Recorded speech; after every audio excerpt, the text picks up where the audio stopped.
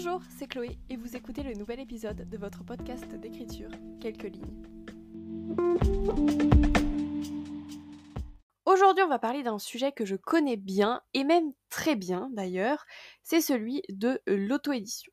Pour ceux qui me connaissent, vous le savez, j'ai travaillé durant 4 ans en auto-édition, ça continue encore aujourd'hui, et si c'était à refaire, je ferais très certainement les mêmes choix. J'avais envie de vous parler de ce sujet parce que bien souvent, et j'en ai encore eu la confirmation ces dernières semaines, bon nombre de personnes ont des préjugés sur l'auto-édition et j'avais envie qu'on les démonte ensemble, les uns après les autres, pour vous parler de ce qu'est réellement l'auto-édition. C'est un sujet dont on entend de plus en plus parler, mais je trouve qu'on est peu ou assez mal informé. Du coup, je me suis dit que ce serait sympa d'en parler. Pas d'inquiétude, on fera d'autres épisodes plus centrés sur tel ou tel point de l'auto-édition, mais aujourd'hui, c'est un petit peu comme une introduction, et donc on va parler des 5 plus gros préjugés sur l'auto-édition.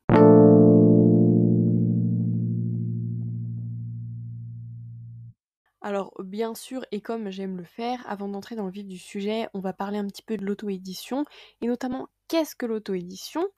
C'est le fait de ne pas passer par un schéma d'édition traditionnel, avec une maison d'édition à compte d'éditeur ou d'auteur, mais de passer par des circuits courts et de produire soi-même ses romans, poèmes, nouvelles, recueils, vous l'aurez compris, tout ce qui va être d'ordre littéraire. Ce qu'il faut comprendre, c'est que l'auto-édition ne nécessite pas de passer par des intermédiaires, mais que l'auteur prend tout en charge.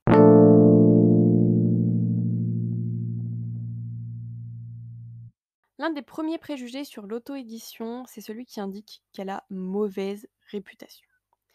Alors, pourquoi cette mauvaise réputation ? Je pense que j'en ai quelques réponses. Aujourd'hui, lorsqu'on parle d'auto-édition, c'est assez difficile de se sentir légitime auprès de ses pairs, puisque bien souvent on entend dire que l'auto-édition n'est que pour les mauvais auteurs. Alors stop, on arrête tout. Non, l'auto-édition ne veut pas dire qu'on est un mauvais auteur, loin de là d'ailleurs.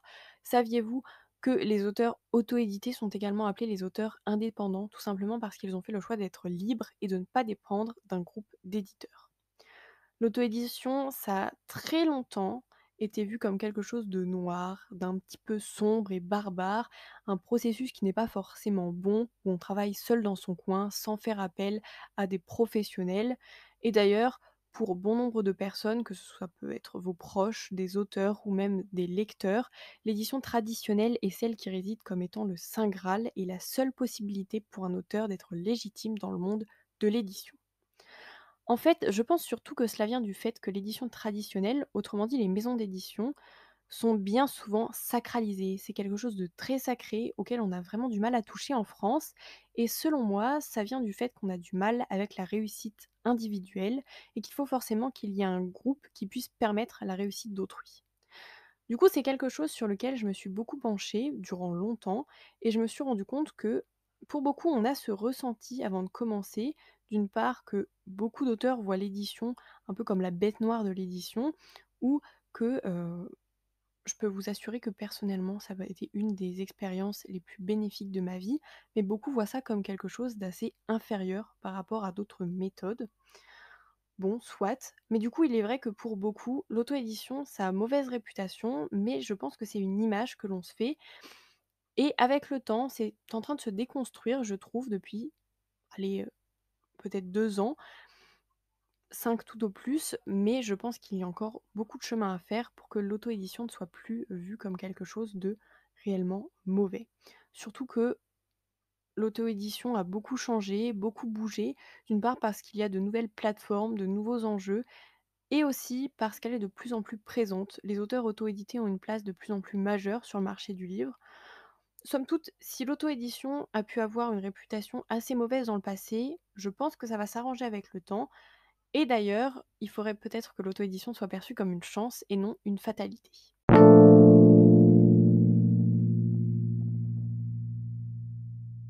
L'un des autres préjugés sur l'auto-édition, c'est de dire que ça démontre beaucoup moins de qualité qu'un travail éditorial réalisé par une maison d'édition, puisqu'on est moins entouré et plus indépendant, donc plus libre. On passe pas forcément par toutes les étapes éditoriales traditionnelles.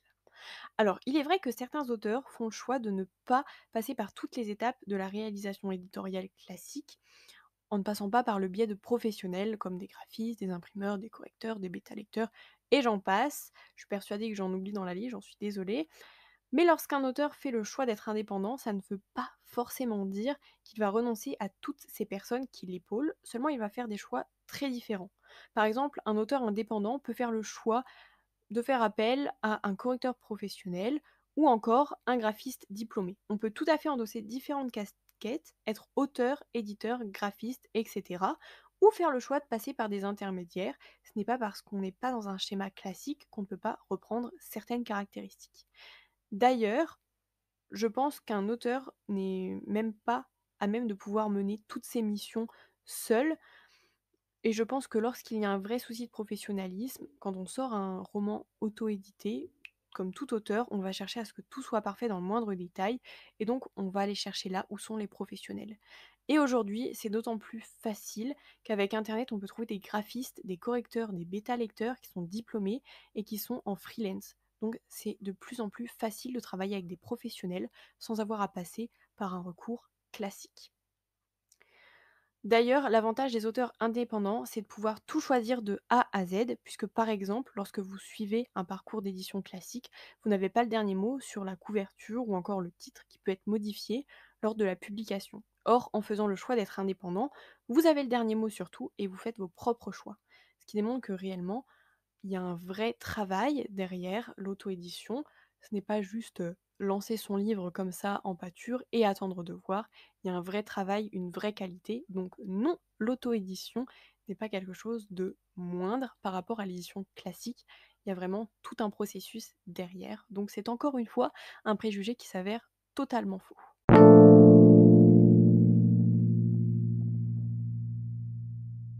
Je crois que celui-ci est un des préjugés que j'ai le plus entendu depuis que j'ai commencé à écrire.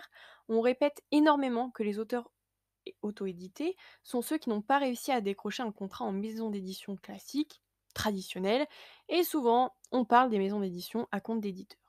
Du coup, c'est vrai que j'ai beaucoup réfléchi à ce sujet parce que personnellement, si j'ai commencé l'auto-édition, ce n'est pas parce que j'avais eu des refus en maison d'édition, puisque mon tout premier roman avait décroché un contrat avec une maison d'édition française, pour lequel j'ai fini par récupérer mes droits d'auteur, ayant eu de nombreux problèmes avec eux. Alors justement, pourquoi est-ce que les auteurs auto-édités ne sont pas juste les ratés, comme j'ai très souvent entendu, dont les maisons d'édition ne veulent pas? Eh bien, tout d'abord, sachez que seulement 0,05% des auteurs qui envoient leur roman en schéma d'édition classique, c'est-à-dire auprès des maisons d'édition à compte d'éditeurs, se voient publiés. C'est-à-dire une toute petite partie des manuscrits envoyés sont publiés. C'est vraiment minime. Du coup, bien sûr, pour beaucoup, ça peut être un tremplin que d'utiliser l'auto-édition. D'ailleurs, c'est ce que beaucoup d'auteurs font, utiliser l'auto-édition pour se faire repérer par des maisons d'édition. Mais sincèrement, je ne pense pas que la plupart des auteurs auto-édités trouvent une maison d'édition par ce biais. Ça me semble vraiment très compliqué. Surtout que je vous en ai parlé dans un autre épisode. Aujourd'hui, elles se tournent beaucoup plus vers les plateformes d'écriture en ligne. Les maisons d'édition vont sur ces plateformes justement parce que ça leur permet d'avoir un regard sur le nombre de lecteurs actuels sur une œuvre. Du coup, non, l'auto-édition n'est pas une option des auteurs qui ont échoué face aux maisons d'édition, c'est plutôt un choix que d'être un auteur indépendant puisqu'on dépend de personne, on est beaucoup plus libre. D'ailleurs, pour vous donner un exemple aussi, beaucoup d'auteurs aujourd'hui font le choix de l'auto-édition parce que ça permet d'aller beaucoup plus vite dans la publication d'une œuvre. Notamment puisque quand on va envoyer en maison d'édition, on va d'abord perdre toute la durée entre le moment où on va envoyer le manuscrit et le temps de réponse aujourd'hui.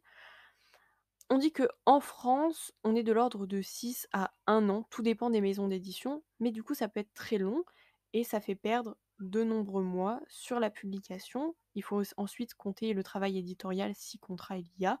Donc certains auteurs font le choix de l'auto-édition pour aller plus vite et pour voir le roman publié bien plus rapidement.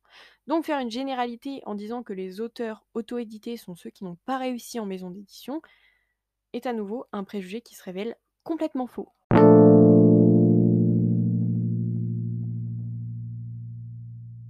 Voilà un autre préjugé que j'ai beaucoup entendu, un auteur auto-édité n'a pas de visibilité puisqu'il n'est pas sous le joug d'une maison d'édition.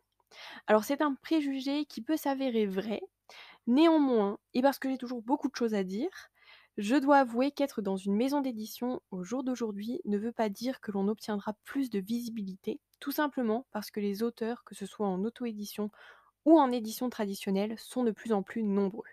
Il est donc assez difficile de se faire un nom. Et sincèrement, je le vois de plus en plus. Aujourd'hui, si vous voulez obtenir de la visibilité, ce n'est pas vos romans, ni même votre présence en maison d'édition qui feront que vous aurez plus de visibilité, mais bien l'usage des réseaux sociaux. Et ce que vous allez bien sûr en faire. Aujourd'hui, être auteur, ça veut dire réaliser un gros travail de promotion sur les réseaux sociaux, aller de l'avant, parler, promouvoir. On parle aussi de visibilité pour tout ce qui va être librairie et point de vente de livres. Alors effectivement, il est un peu plus difficile de trouver vos romans dans les librairies en étant en auto-édition, mais vous pouvez tout à fait effectuer ce qu'on va appeler du dépôt-vente, c'est-à-dire que vous allez déposer vos romans auprès de librairies et eux s'engagent à vous payer le nombre de livres vendus en prenant une certaine marge, bien sûr, qui généralement est incluse entre 20 et 40. On conseille généralement 30 du prix du livre, puisque c'est à peu près ce que prend le libraire lors d'une vente d'un roman par rapport à une maison d'édition normale. Ce qui veut dire que la visibilité n'est pas du tout un problème lorsque l'on s'y prend bien. C'est un travail de longue haleine qui veut dire qu'il faut s'impliquer, que ce soit dans l'édition traditionnelle comme dans l'auto-édition. Rien n'est insurmontable et comme pour les réseaux sociaux ou pour les librairies, vous avez tout à fait la possibilité d'être visible, tout autant qu'un auteur en schéma classique d'édition. Voilà, tout ce qu'il y a de plus basique comme je vous en ai parlé. Donc encore une fois, c'est un préjugé qui peut être vrai, mais qui n'est pas réellement valable si on y met du sien.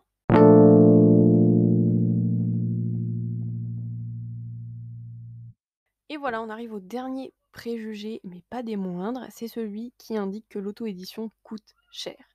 Et d'ailleurs, je dois vous dire que c'est quelque chose que j'ai beaucoup entendu, puisque j'ai commencé l'auto-édition à 16 ans. Donc on me disait souvent: «Oh, mais ça doit coûter super cher à tes parents de payer l'auto-édition». Alors encore une fois, il faut bien comprendre qu'il y a bien des façons de faire de l'auto-édition, des processus très distincts. Donc voilà, il ne faut pas faire une généralité. D'ailleurs, on va en reparler lorsque on va faire d'autres épisodes sur l'auto-édition, puisque c'est un sujet que je connais bien et dont j'adore parler. Donc voilà. Mais bien sûr, toutes ces façons ne se ressemblent pas, chacune est très distincte l'une de l'autre. Et en fait, être auteur indépendant, c'est pouvoir faire ses propres choix, comme je vous l'ai dit, autant en termes de contenu, de qualité, mais également par rapport au financement. Aujourd'hui, beaucoup d'auteurs indépendants choisissent de faire des financements participatifs par le biais de cagnottes en ligne, par exemple, ou encore de passer par des imprimeurs en ligne, puis de faire de la distribution. Vous l'aurez compris, il y a tout un tas de fonctionnements à l'auto-édition, que ce soit sur le financement, sur beaucoup d'autres sujets dont on va reparler, mais en tant que tel, c'est très divers. Personnellement, je dois dire que j'étais assez fière de ne jamais avoir fait dépenser le moindre centime à mes parents, puisque même si j'avais 16 ans, j'ai fait le choix de tout faire par moi-même. C'était mon aventure et pas la leur, donc je n'avais pas envie que voilà, ils aient à mettre de l'argent si ça ne fonctionnait pas. J'ai pu compter sur le soutien de bon nombre de mes proches. Je me suis lancée dans cette aventure sans financement et c'était bien assez. Alors, comment j'ai fait? Eh bien, tout simplement parce qu'aujourd'hui, il existe des plateformes en ligne qui vous permettent de vous auto-éditer. Vous allez me dire que je suis une adepte de tout ce qui est en ligne, et c'est assez réel, je dois l'avouer. Mais du coup, pour vous expliquer, je suis passée par la plateforme KDP, également appelée Kindle Direct Publishing. Et là, je sais que je vais me faire taper sur les doigts, mais c'est bien une plateforme qui est reliée à Amazon. Personnellement, ça n'a jamais été un problème de passer par Amazon. Bon nombre de personnes achètent et vendent par ce biais. Donc, moi, je passe par cette plateforme et je sais qu'elle peut être très controversée. Mais après, c'est chacun son point de vue. Alors comment ça fonctionne? Eh bien tout simplement, vous allez travailler de votre côté sur votre manuscrit, donc d'accord qu'il va y avoir tout un travail en amont bien sûr, et une fois que je l'ai décidé, je crée mon profil sur KDP et je suis le processus d'auto-édition qui est vraiment un jeu d'enfant. Il va me suffire de renseigner diverses cases comme le titre, l'auteur, le résumé, la taille du livre que je souhaite, la qualité du papier, le rendu de la couverture. Je vais y apporter donc la couverture que je vais avoir fait réaliser, le roman, le prix que je souhaite. Bref, tout est indiqué et très bien suivi. De ce fait, dès que tout est entré dans KDP, Il va le mettre en vente sur la plateforme Amazon en version numérique et en version brochée selon ce que je demande. Et cette publication ne vous coûte rien. La seule chose qui ensuite va vous demander un financement, ce sera l'achat du stock de romans que vous voulez vous faire lorsque vous allez vendre vos romans à vos proches ou encore durant les salons du livre ou dédicaces. Vous l'aurez compris, les seuls frais à prévoir, ce seront de l'ordre de l'achat de romans ou en amont lorsque vous allez travailler avec des professionnels pour effectuer une couverture, une correction, etc.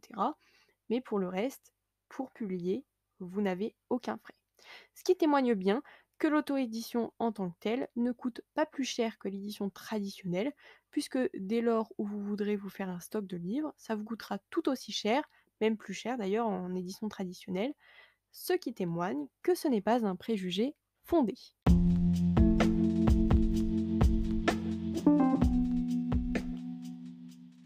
Voilà, on a fait brièvement le tour des 5 préjugés sur l'auto-édition. Cet épisode, comme je vous l'ai dit, me permet à la fois de vous parler de ce sujet qui m'est très important, de vous en apprendre un peu plus, mais également de faire la transition vers de nouveaux épisodes en rapport avec l'auto-édition. N'hésitez pas à me dire si vous avez encore des préjugés à ce sujet. Je reviens très vite pour vous parler du processus d'auto-édition par lequel je passe pour vous en décrire plus longuement les étapes, pour parler d'auto-édition aussi plus généralement. En attendant, il ne me reste plus qu'à vous souhaiter d'écrire encore quelques lignes. À la semaine prochaine!